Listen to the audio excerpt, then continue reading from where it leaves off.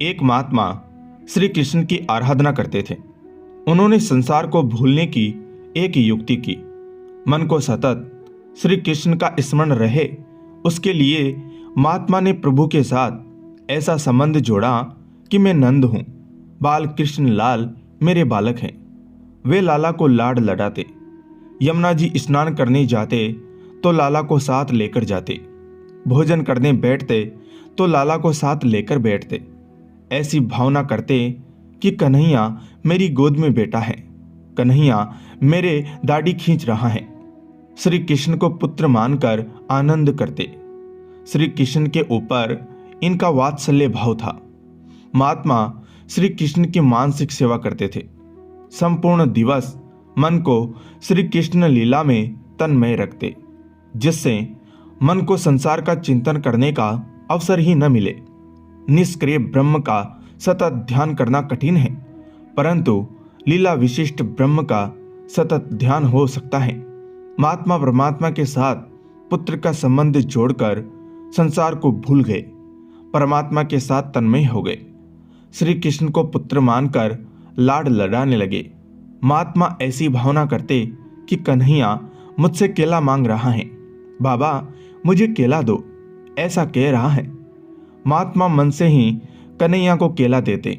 महात्मा समस्त दिवस लाला की मानसिक सेवा करते और मन से भगवान को सभी वस्तुएं देते।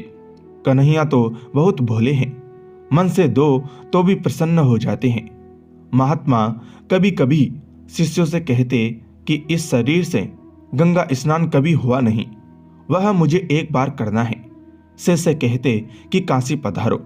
महात्मा काशी जाने की तैयारी करते, परंतु वात्सल्य भाव से मानसिक सेवा में तन्मय हुए कि कन्हैया कहते, बाबा मैं तुम्हारा छोटा सा बालक हूं, मुझे छोड़कर काशी नहीं जाना।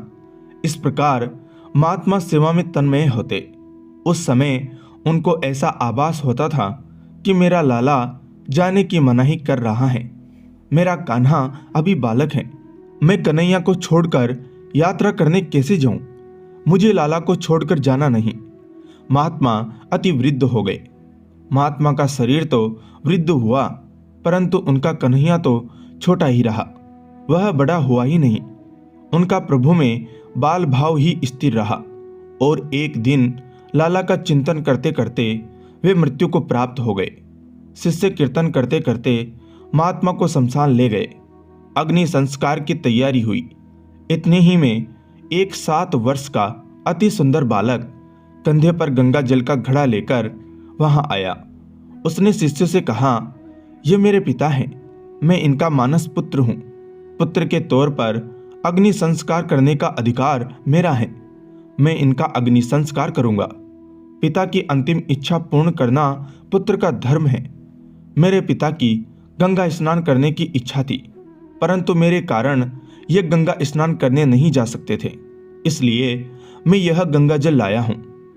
पुत्र जिस प्रकार पिता की सेवा करता है, इस प्रकार बालक ने महात्मा के शव को गंगा स्नान कराया। संत के माथे पर तिलक किया, पुष्प की माला पहनाई और अंतिम वंदन करके अग्नि संस्कार किया। सब देखते ही रह गए। अनेक साधु महात्मा थे, परंतु किसी की बोलने की हिम्मत ही ना हुई। अग्नि संस्कार करके बालक एकदम अंतर्ध्यान हो गया। उसके बाद लोगों को ख्याल आया कि महात्मा के तो पुत्र ही नहीं था, बाल कृष्ण ही तो महात्मा के पुत्र रूप में आए थे। महात्मा की भावना थी कि श्री कृष्ण मेरे पुत्र हैं। परमात्मा ने उनकी भावना पूरी की। परमात्मा के साथ जीव जैसा संबंध बांधता है, वैसे ही संबंध से परमात्मा उसको मिलते हैं। धन्यवाद। जय श्री कृष्ण।